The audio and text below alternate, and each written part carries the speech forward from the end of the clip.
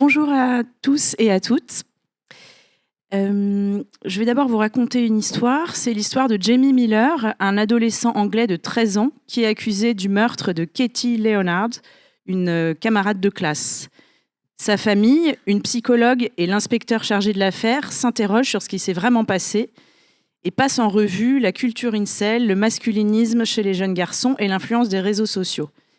Cette histoire, vous l'avez peut-être reconnue, c'est celle de la mini-série anglaise Adolescence qui a atteint des records de vues sur Netflix jusqu'à être diffusée dans les écoles secondaires du pays sur décision du Premier ministre. Cette histoire, c'est le point de départ d'une interrogation à laquelle nous allons essayer de trouver des réponses aujourd'hui. Comment est la santé mentale des adolescents aujourd'hui et quelles solutions trouver lorsqu'ils vont mal ? Pour répondre à ces questions brûlantes et passionnantes, nous avons autour de notre table ronde fictive Salomé Didier Fédic, qui est chef de projet, docteur en droit de la santé et qui a coordonné pour l'INSERM, l'Institut national de la santé et de la recherche médicale, pour ceux qui ne seraient pas au courant, une étude au joli nom Mentalo pour mieux comprendre et améliorer le bien-être mental des 11-24 ans. Autour de cette table, nous avons également à ma gauche Jordan Sibeoni, qui est spécialisé en psychiatrie de l'enfant et de l'adolescent, qui est chef de service au service universitaire IPSEA. Alors encore un acronyme, on est fan. Pour ceux qui sont effrayés, sachez qu'il s'agit de l'intervention précoce en psychiatrie, soins, entourage adolescent, au centre hospitalier Victor Dupuy à Argenteuil. Enfin, et ce n'est pas tout à fait fini, nous avons Victor Delage, qui est fondateur, directeur général de l'Institut Terram, un groupe de réflexion collégiale et multidisciplinaire qui est dédié à l'étude des territoires. Et il s'est occupé, entre autres choses, d'une étude sur la santé mentale des jeunes de l'Hexagone et Outre-mer. Et enfin, pour qu'il n'y ait pas que des vieux autour de cette table, je me comprends dans les vieux, hein, évidemment. N'y voyez pas d'insultes. Nous avons également aujourd'hui Zoé Closure, qui mène à la fois une vie normale de lycéenne de 15 ans et une vie beaucoup moins ordinaire de chanteuse et actrice. Rappelons qu'elle a participé à The Voice Kids et gagné l'Eurovision Junior. Elle s'est exprimée, entre autres choses, sur le harcèlement qu'elle a alors subi. Et restez bien jusqu'à la fin de cette table ronde, car elle va nous interpréter un petit quelque chose. Voilà, alors première question un peu générale. Comment est-ce qu'on construit son identité à la période de l'adolescence ? Peut-être, Jordan, vous pouvez nous apporter quelques éléments de réponse. Qu'est-ce qui compte dans la vie d'un adolescent pour se constituer une identité ? Alors, vaste question, merci. Déjà, moi, j'utiliserai quelques mots-clés. Et au lieu de parler de construction, je dirais que c'est une quête. D'ailleurs, je crois que dans une des chansons de Zoé, elle utilise ce terme en disant quête. Et donc, je pense que c'est important de se dire qu'il faut aller chercher cette identité. Il y a une quête exploratoire et que nous, en tant qu'adultes ou société, on doit donner de l'espace et du temps aux adolescents pour justement pouvoir aller explorer et aller dans cette quête exploratoire de leur identité, c'est-à-dire aussi se tromper. Il y a quand même beaucoup d'essais-erreurs, c'est-à-dire aussi s'égarer, se perdre un peu, revenir. C'est tout ça, s'identifier, se contre-identifier, s'opposer, s'affirmer, être des fois un peu trop... peut-être extrême dans certains de ses propos, et puis revenir et comprendre que non, il faut les nuancer. C'est tout ça aussi l'adolescence, et ça se fait, c'est l'autre point que je pense, il faut qu'on ait en tête, à la fois à l'intérieur et à l'extérieur. C'est-à-dire qu'il y a à la fois une construction identitaire d'un dialogue avec soi, de trouver un peu des réponses en soi par rapport au remaniement interne, et en même temps qu'il y a cette construction identitaire qu'on pourrait dire réflexive, il y a une construction identitaire plus sociale, plus écosystémique, où il faut trouver sa place, comprendre à qui et à quoi on appartient. Zoé, peut-être que tu peux nous dire, toi, de l'intérieur, comment tu vois la chose. Est-ce que y a des choses particulièrement importantes pour toi dans la construction de ton identité ? Moi, ce qui a toujours été très important pour moi, c'est l'entourage, ma famille, mes amis. Ça a été une vraie source de soutien Ils m'ont donné beaucoup de confiance en moi dans les moments difficiles, donc avec le harcèlement scolaire, par exemple. Ils ont toujours été là pour moi et moi, ça m'a apporté énormément. Euh, Partout de la confiance en moi, faire confiance à qui je suis, faire confiance aux autres. Oui, ils ont toujours été une source d'inspiration et c'est ce qui fait que je suis confiante aujourd'hui dans tout ce que je fais, que ce soit la musique quand je vous parle. Oui, ils m'ont vraiment construite et toujours accompagnée, jamais forcée. Et ouais, ils font partie de qui je suis aujourd'hui. Et oui, pour moi, c'est fondamental des gens qui t'entourent et sur qui tu peux avoir confiance. Ok, merci. Jordan vais à nouveau m'adresser à vous, mais je n'oublie pas les autres, c'est promis. Est-ce que vous pouvez nous dire pourquoi c'est une période qui est particulièrement à risque? On sait, je crois, qu'il y a beaucoup de choses qui peuvent se déclencher à l'adolescence. Je parle par exemple des troubles alimentaires ou alors des syndromes psychotiques. Pourquoi ça se passe exactement à cette période et pas dans l'enfance ou lorsqu'on est jeune adulte? Est-ce qu'il y a des facteurs physiologiques, biologiques, extérieurs? Qu'est-ce qui se passe à ce moment-là? Oui, alors c'est une période de tous les possibles, c'est aussi une période de grande vulnérabilité. On le sait, donc au niveau biologique, il y a beaucoup d'études sur ce qu'on peut appeler maintenant le cerveau adolescent, qui est plus malléable, qui est en train de se reconnecter beaucoup, et qui donc est beaucoup plus sensible, par exemple, aux toxiques. Donc ça, c'est quelque chose maintenant qui est très bien documenté, que c'est pas la même chose de prendre des substances sur un cerveau adolescent qu'un cerveau déjà constitué adulte. Il y a plus de dommages, donc. C'est ça. Il y a beaucoup plus de risques de développer une pathologie psychiatrique si notre cerveau à l'adolescence rencontre certaines substances, ça c'est sûr. Mais dans la même idée d'ailleurs, et ça fait penser à la série Adolescence, je pense qu'on peut imaginer aussi que dans la question même sociale, ça peut être une période où on est plus vulnérable aussi aux idées toxiques. Donc c'est la toxicité environnementale, pas simplement les drogues, mais aussi des idées masculinistes qui sont d'autres formes de toxicité. Donc il y a une dimension biologique, c'est évident, physiologique. Il y a une dimension psychologique parce que c'est la question de la puberté. Je pense que vous savez tous de quoi je parle. C'est donc la transformation du corps, la rencontre avec l'entrée dans la sexualité. Toutes ces questions-là, c'est quand même énorme tout ce qui se passe et à quel point ça change vite. Donc il y a vraiment le côté un peu perdu. Il y a la vieille métaphore de Françoise Dolto qui parle du complexe du homard, qui dit que donc la carapace de l'enfance explose et la carapace adulte n'est pas encore constituée. Et donc, évidemment, on est beaucoup plus vulnérable à la fois à ce qui peut se passer à l'intérieur, au remaniement interne, mais ici, on est sans filtre de ce qui peut se passer, tout ce qui peut arriver de l'extérieur.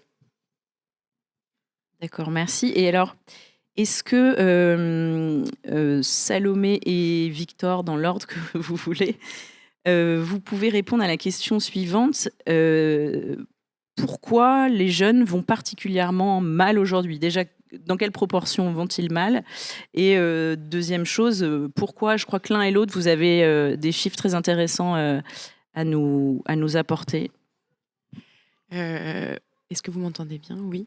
Merci beaucoup. Oui. Alors, avant toute chose, et peut-être avant de commencer par les chiffres sur le mal-être, peut-être commencer à préciser qu'il y a quand même une grande partie des jeunes qui vont bien et qu'on a quand même, en tout cas dans l'étude qu'on a menée, avec une cohorte de près de 17 000 jeunes qui ont répondu à l'étude de 11 à 24 ans, on sait que 52,2% ont répondu qu'ils se sentaient bien mentalement. Donc c'est quand même un élément à avoir à l'esprit quand on évoque la santé mentale et le mal-être chez les jeunes et chez les adolescents en particulier.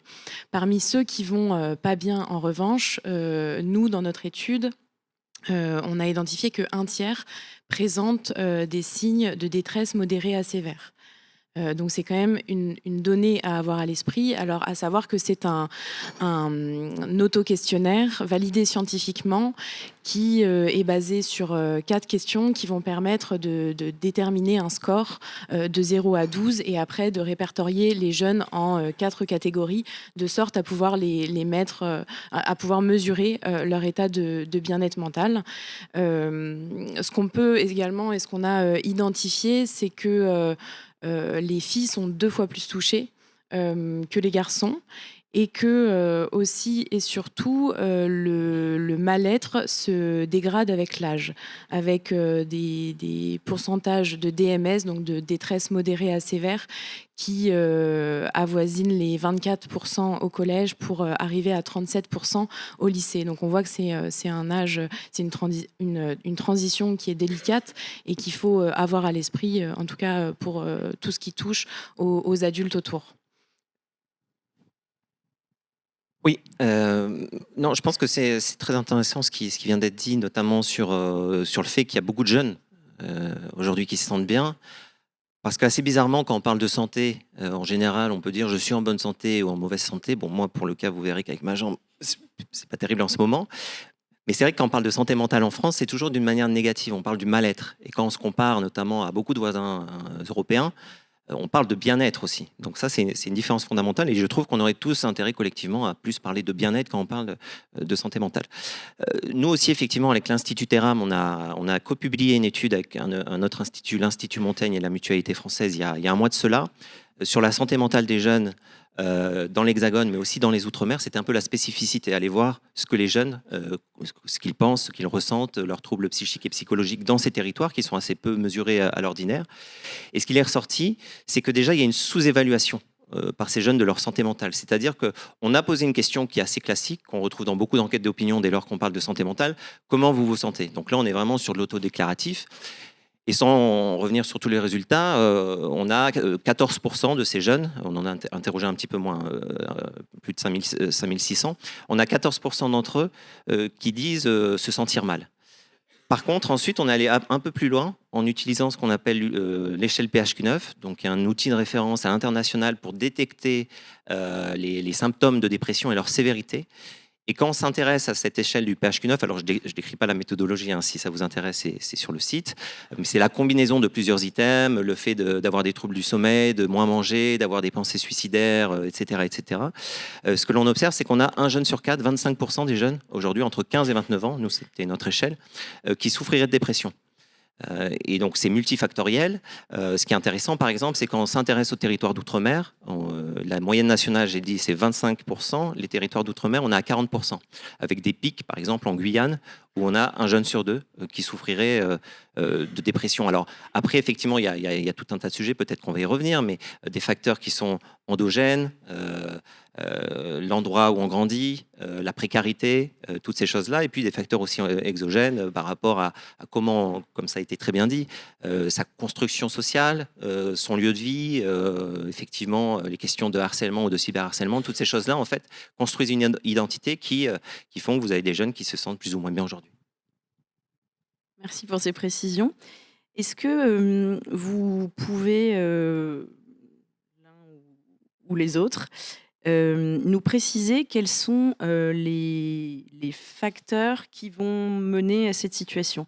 Est-ce que, on l'a un petit peu évoqué, la dimension de l'entourage est particulièrement importante? Est-ce qu'il y a la question de la pression scolaire? Est-ce qu'on peut envisager que l'éco-anxiété puisse gagner cette génération? Et puis on parlera après, mais dans un second temps, peut-être du rôle spécifique des écrans et des réseaux sociaux. L'un de vous répond comme vous voulez. Vous aviez quand même identifié des choses assez précises. Oui, on a essayé vraiment d'avoir un peu la big picture, quoi, une photographie globale de la chose. Ce que l'on observe, effectivement, que la question de la précarité, elle est essentielle. Quand vous vivez dans la précarité économique, quand on s'intéresse à ces gens-là, vous en avez 45% qui souffriraient de dépression. C'est 3 fois plus, par exemple, par rapport à ceux qui vivent dans des conditions beaucoup plus favorables. Et ce qui était frappant, d'ailleurs, c'était de voir à quel point la famille dans laquelle on évoluait en tant que jeune pouvait influer sur sa santé mentale, aussi bien d'ailleurs d'un point de vue économique disait que de Zoé tout à stabilité, l'heure, d'ailleurs. voilà, que de la stabilité sociale aussi. Et là, les écarts sont assez gigantesques. Après, il y a ce que vous dites aussi, la perception de l'avenir. On voit bien qu'on a aujourd'hui face à nous une jeunesse qui est traversée de doutes, de craintes par rapport aux tensions géopolitiques. On parle de tensions géopolitiques beaucoup, mais il suffit de regarder aussi ce qui se passe à l'échelle de notre pays d'un point de vue politique. Ça peut engendrer beaucoup de stress. L'éco-anxiété aussi, c'est un phénomène massif qui touche, alors pas que les jeunes, mais 10 millions de personnes aujourd'hui en France. Et puis, Chez les jeunes, c'est particulièrement important. Chez les jeunes, ou pas oui, spécialement c'est plus des 3 tiers des jeunes en fait qui, si on prend vraiment la définition de ce qu'est l'éco-anxiété, qui en souffriraient. Et tout ça, après, quand vous faites des corrélations, pas toujours des causalités d'ailleurs, j'insiste là-dessus, mais des corrélations avec leur souffrance psychologique et psychique, on voit que c'est très puissant. Et puis à côté de cela, vous avez bien sûr tout ce qui est lié, vous l'avez dit, à l'école, à son lieu de travail. Nous, on a interrogé par exemple les jeunes sur est-ce que les études vous stressent. Moi, le résultat m'a un peu bouleversé. Vous avez 87% des jeunes aujourd'hui qui se disent stressés par leurs études et 75% par leur travail. Et là encore, on voit que plus vous stressez dans votre environnement quotidien, plus vous êtes à même de souffrir de détresse psychologique ou psychique. Juste un chiffre, parce que l'idée c'est quoi, tout le monde discute bien sûr, mais je parlais de l'indice PHQ-9 qui est composé de 9 items. Parmi ces 9 items, je parlais des pensées suicidaires.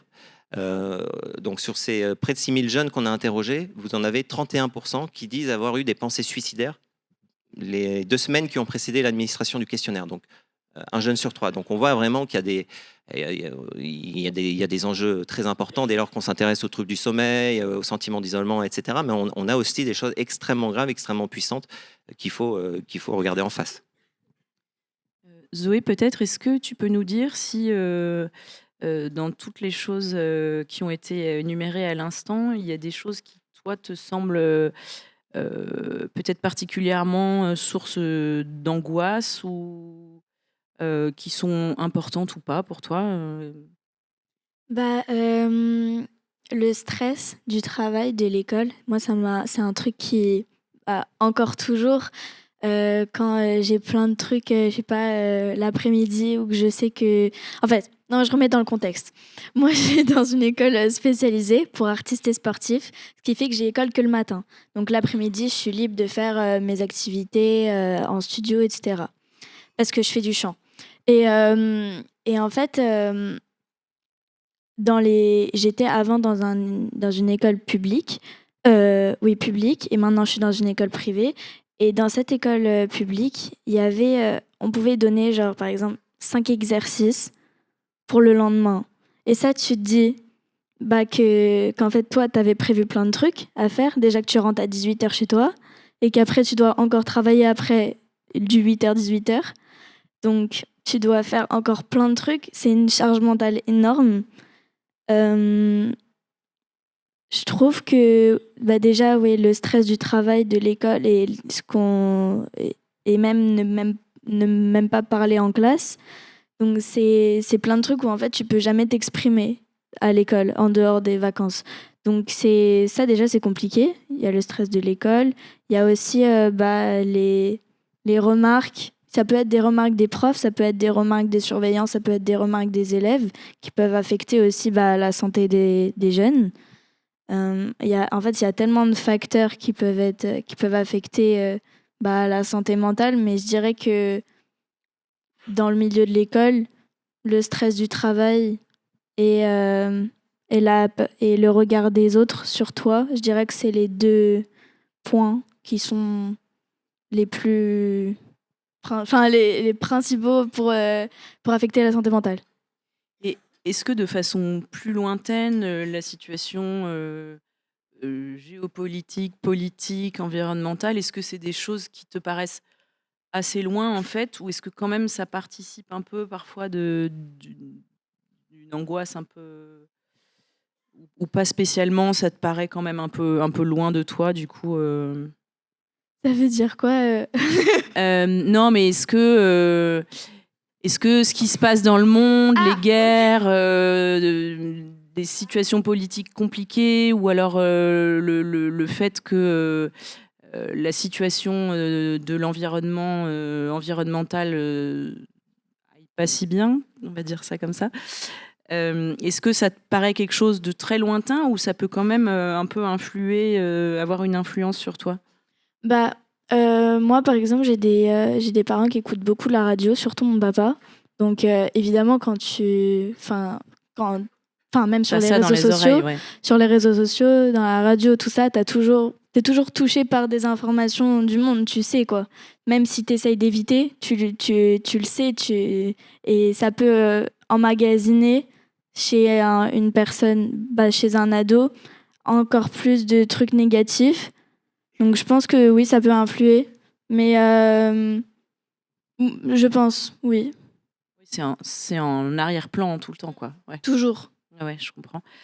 Et est-ce qu'on peut s'attarder un tout petit peu sur le rôle des écrans en général et le rôle des réseaux sociaux en particulier? Il me semble, Salomé, que vous aviez des infos là-dessus à nous Oui. livrer. D'abord, peut-être préciser et confirmer ce que vous évoquiez, le fait que les facteurs qui influent particulièrement sur la santé mentale des jeunes, c'est effectivement le positionnement économique et social des parents, les situations financières familiales. On a également l'ambiance familiale les chiffres, en tout cas, nous, nos chiffres sont particulièrement frappants, où dans les familles où il y a une très mauvaise ambiance familiale, les jeunes sont 4 fois plus à risque de développer des troubles dépressifs ou anxieux ou anxieux. Et au même titre, le sentiment de solitude joue grandement sur la santé mentale. Alors après, les sujets de préoccupation, et c'est aussi ce que tu disais, Zoé, et en ça, c'est rassurant, ça confirme aussi, et c'est bien que ça vienne de toi, c'est qu'effectivement, la pression à la réussite, c'est aussi un élément qui est particulièrement frappant dans les résultats de l'étude. Et à savoir que nous, l'étude Mentalo a été construite avec les jeunes, et donc les 17 000 ont répondu, mais les questions ont été construites avec les jeunes directement. Et on voit que les questions sont centrées également sur le rapport à l'école et ou au travail après pour les jeunes actifs. Donc on voit que c'est un sujet vraiment primordial, au même titre que l'environnement social. Et après, oui, on constate une grande corrélation par rapport au temps d'écran avec la dégradation du bien-être mental. Il faut la nuancer par rapport au type d'utilisation. Dans la mesure où c'est pas la même chose que de consommer des réels, des shorts, ou d'aller sur les réseaux sociaux versus communiquer avec ses proches ou s'informer sur les écrans. Donc c'est vraiment ça, des éléments qu'il faut aussi avoir à l'esprit et nuancer pour pas être uniquement dans le négatif face aux écrans. En revanche, un résultat particulièrement important qu'on a extrait des questionnaires, c'est les addictions aux réseaux sociaux. Et c'est le fait qu'un jeune sur 5 se dit addict aux réseaux sociaux.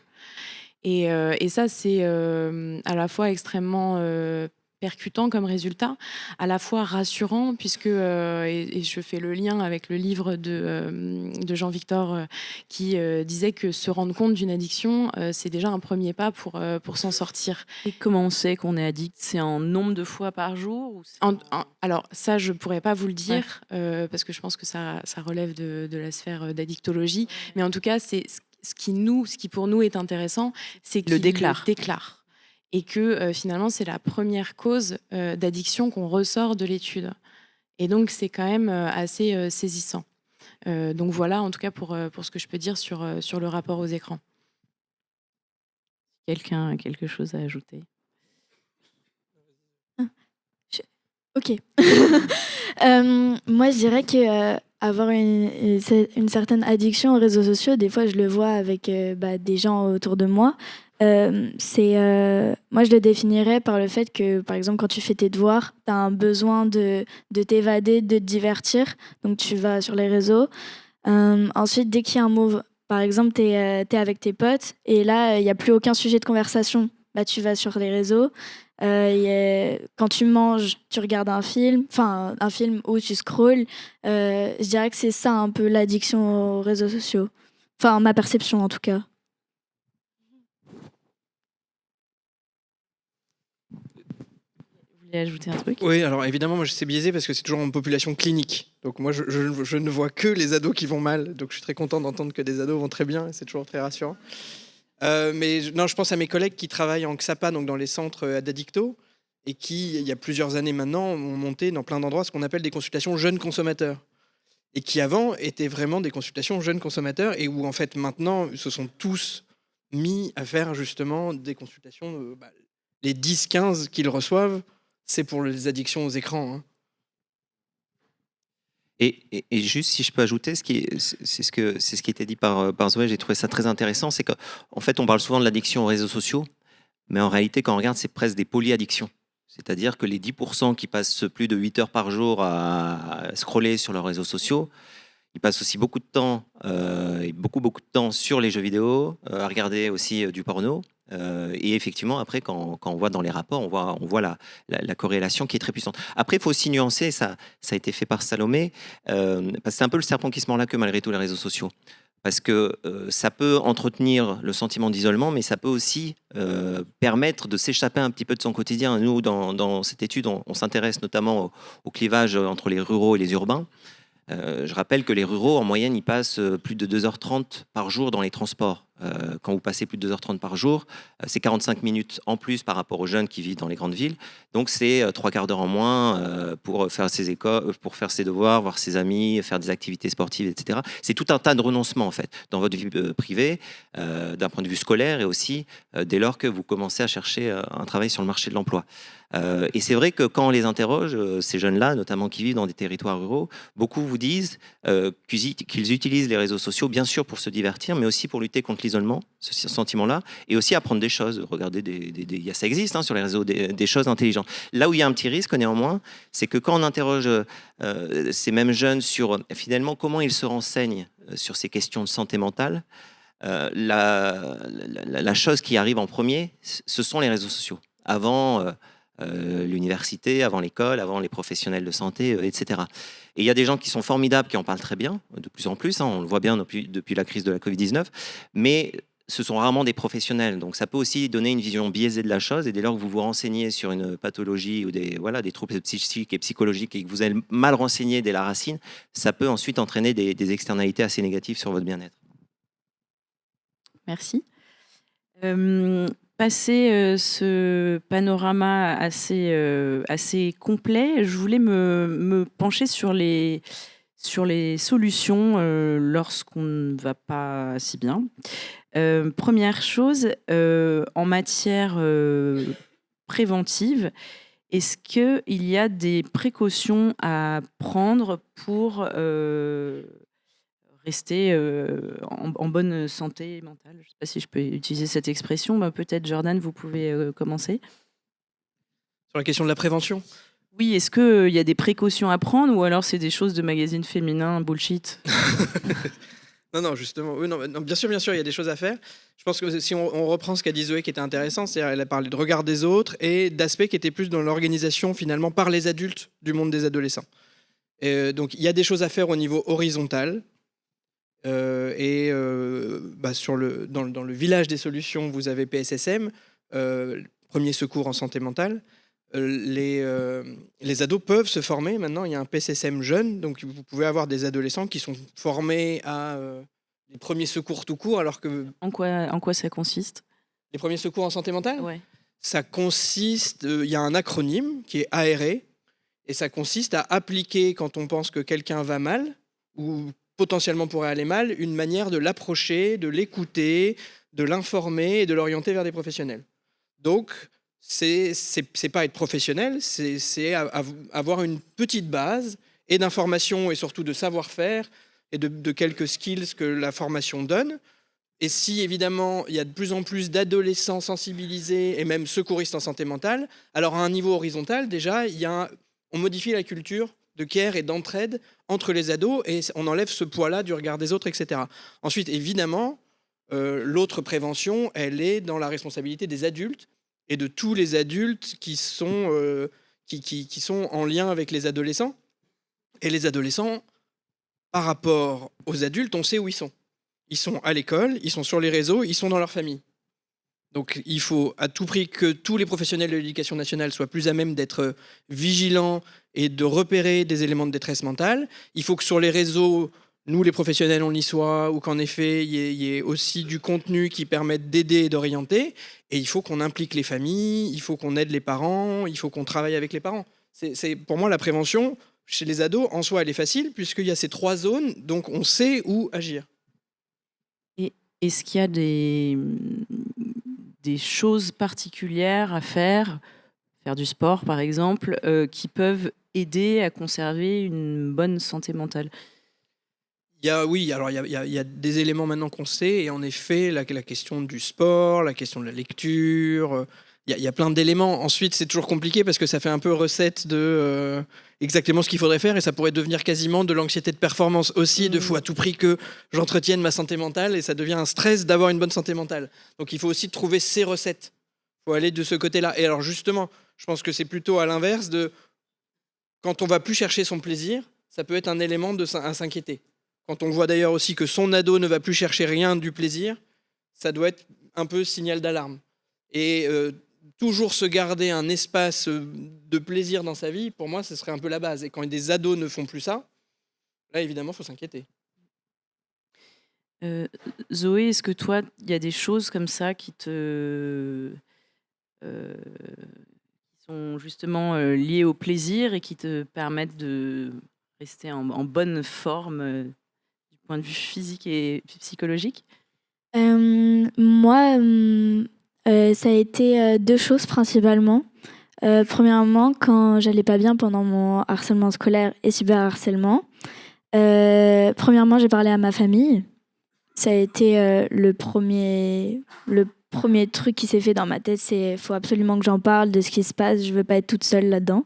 Est-ce que tu peux juste revenir en 2 mots sur ce qui s'est passé? Alors moi, j'ai été harcelée du CM1, donc en primaire, j'avais 9 ans, jusqu'en 5e, 13 ans. Ça a commencé très dur. Il y a eu des coups, des menaces de mort qui ont commencé en primaire. Ensuite, beaucoup de moqueries et surtout après, il y a eu l'effet de groupe. Ensuite, j'ai changé d'école. Et entre-temps, j'avais fait The Voice Kids, donc j'avais eu de la médiatisation qui a un peu fait que je me prenais pour la star et tout, alors que moi, mon but, c'est justement de jamais en parler à l'école parce que je veux pas créer quelque chose de jalousie ou quoi. C'est pas du tout mon but. Moi, école est égale travailler et amis, quoi, pour moi, et apprendre. C'est pas un milieu où il faut, pour moi, pas partager des trucs. Je sais pas, c'est un peu. Pour moi, c'est toujours comme ça. Ensuite, j'ai eu du cyberharcèlement. Donc, c'était un groupe de 15 personnes sur WhatsApp, dont 14 que je ne connais pas. Donc, c'était une qui a créé une fausse rumeur.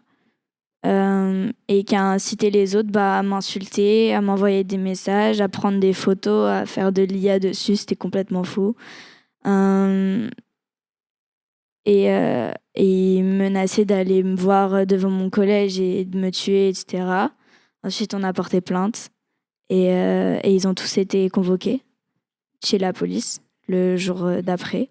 Et depuis, je les avais aussi tous bloqués, donc j'ai pas eu de nouvelles d'eux.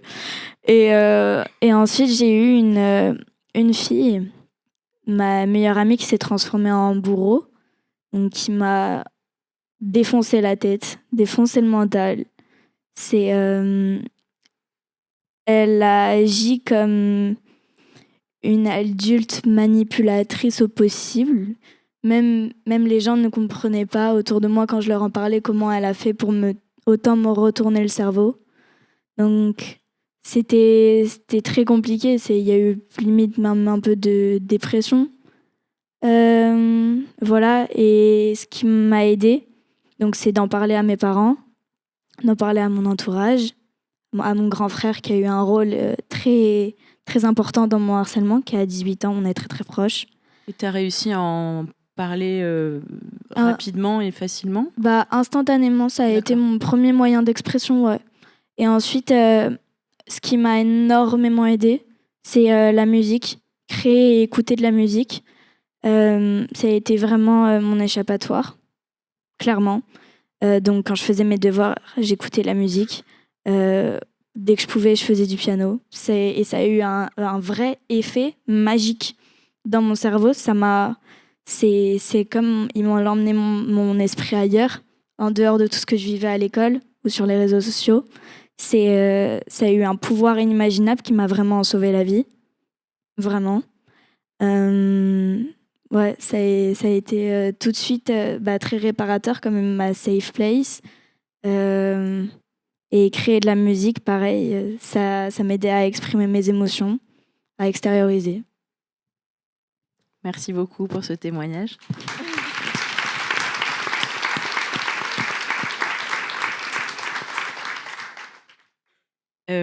La question prochaine n'est pas dirigée vers l'un d'entre vous, donc répond qui veut.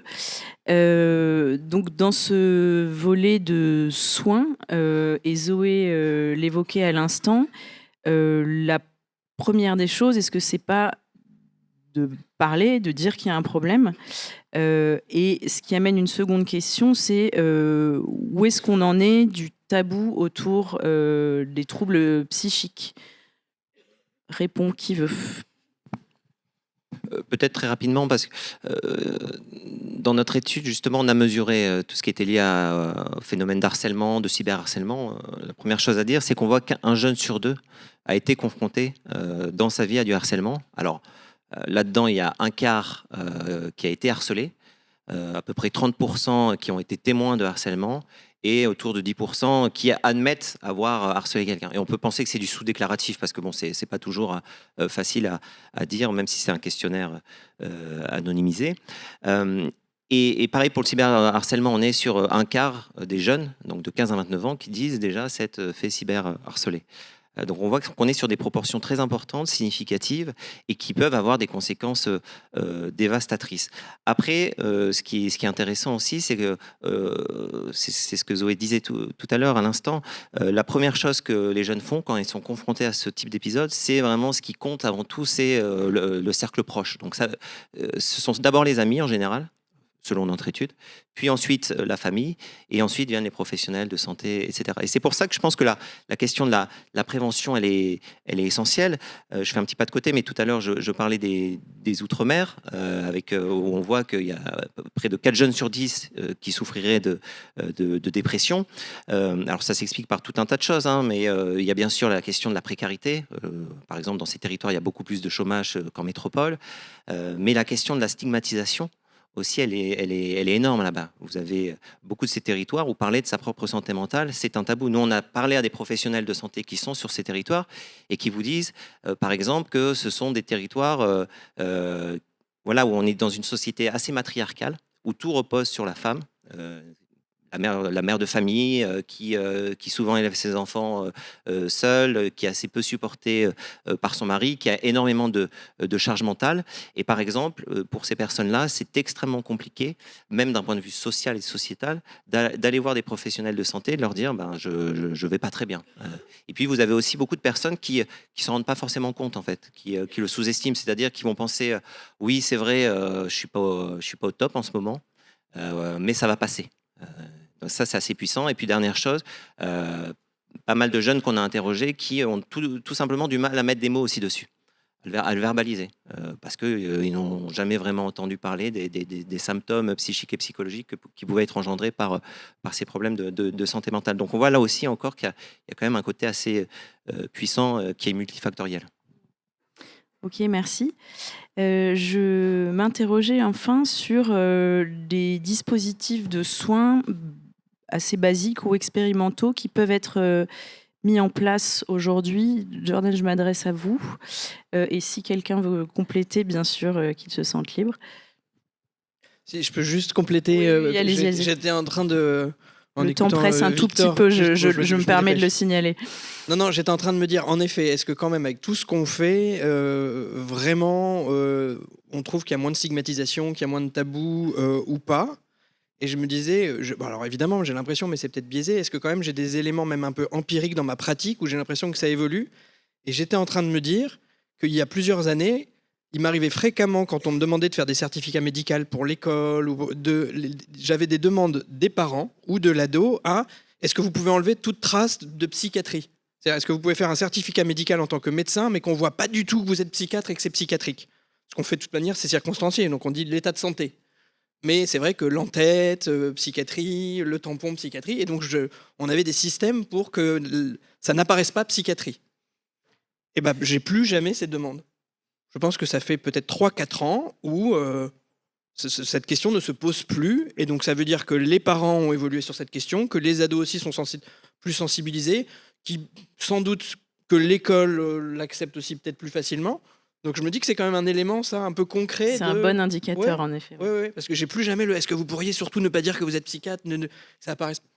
Au contraire, des fois même, c'est plutôt bon, c'est psychiatrique et justement c'est différent de c'est psychologique et ça montre bien qu'il y a un trouble psychiatrique et qu'on n'est pas que dans un mal-être, mais qu'on est à un niveau où il y a une vraie rupture et qu'il y a nécessité de soins pour faire le lien avec la question du soin.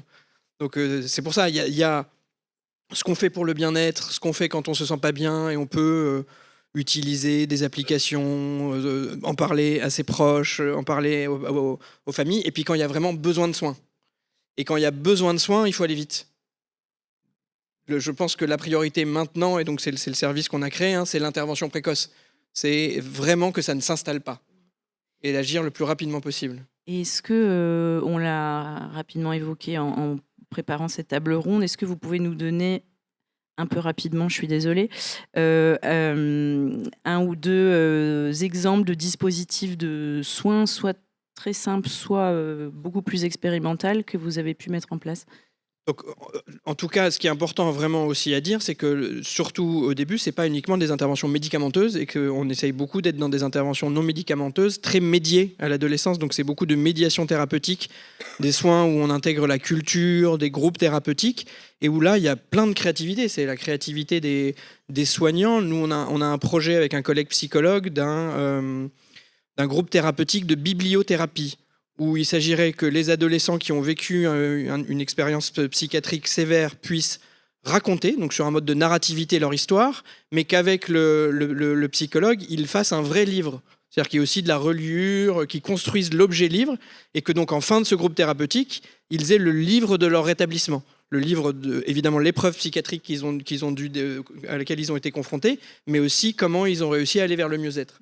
Et qu'il y ait l'objet livre qui soit construit pendant ce groupe thérapeutique. Donc voilà, c'est un exemple parmi tant d'autres de ce qu'on peut faire en termes d'éducation thérapeutique, de psychoéducation, et en même temps avec vraiment de la créativité. Il y avait une chose très simple aussi, vous m'aviez parlé d'une tarte aux pommes, oui, je crois. Oui.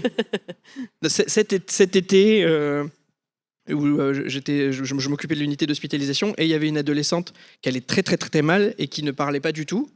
Et alors, c'est la vie des services en été, mais les groupes thérapeutiques s'arrêtent un peu, il n'y a pas assez de soignants, etc. Donc en plus, elle était dans le service, il ne se passait pas grand-chose, on n'arrivait pas à être en lien. Et avec l'interne, un mercredi matin, je lui ai dit, tu sais quoi, puisqu'en plus, il n'y a pas d'atelier cuisine, vu que là, il n'y a pas assez de soignants, on va lui proposer, on va faire une tarte aux pommes. Donc vous aviez 2 médecins et une patiente, et on a cuisiné, on a été faire une tarte aux pommes. Et pendant cet échange-là, en faisant la tarte aux pommes, elle s'est appliquée, elle a pu nous parler, on a pu se dire plein de choses. Donc rien que voilà. Et donc évidemment là c'est dans les soins, mais pour le coup même avec vos ados, faites une tarte aux pommes avec vos ados. Faites de la tarte aux pommes. Évidemment, oui, c'est pour ça que tout peut servir de support narratif et de lien. C'est la question de retrouver le dialogue. On va conclure cette table ronde sur Fête de la tarte aux pommes. Donc, par une chanson, non? Non, mais mieux. Le problème n'est pas tout à fait fini. Donc, je remercie Salomé, Jordan, Victor et Zoé. Et nous allons passer la parole au public rapidement. C'est ça. Ah non, on fait le... Non, on fait la chanson. Alors, mauvaise information de ma part. Je rétropédale, ce n'est pas ça qui va se passer. Zoé va vous interpréter maintenant une chanson. Ok.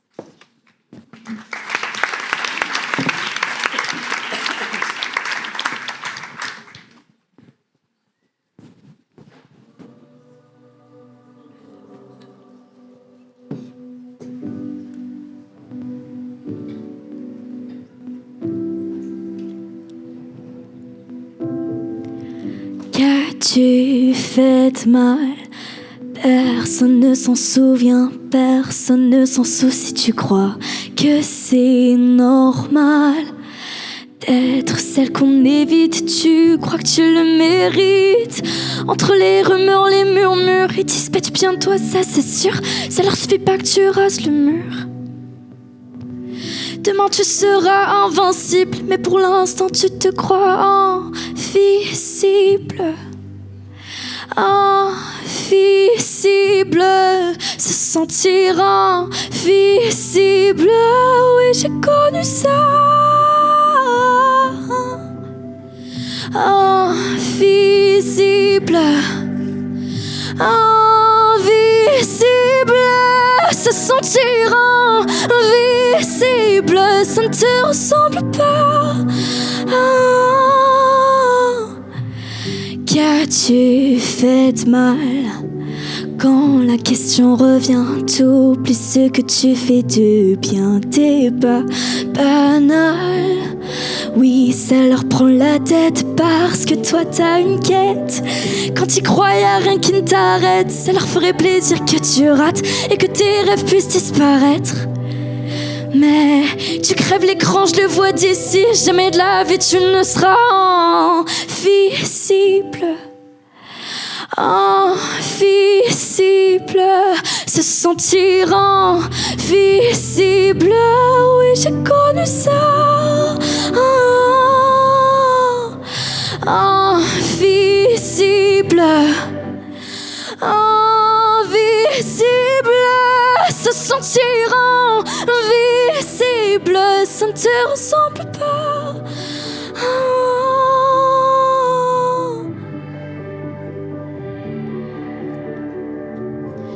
Invisible, invisible. Oui, moi je te vois.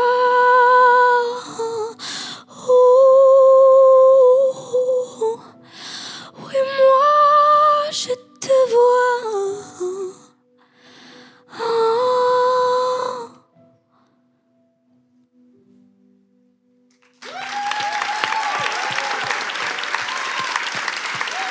Merci.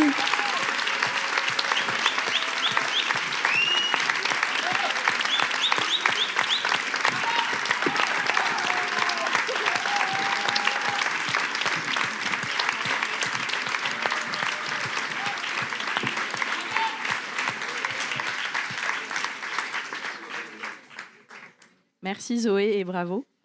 On a le temps pour une ou deux questions si cela intéresse quelqu'un.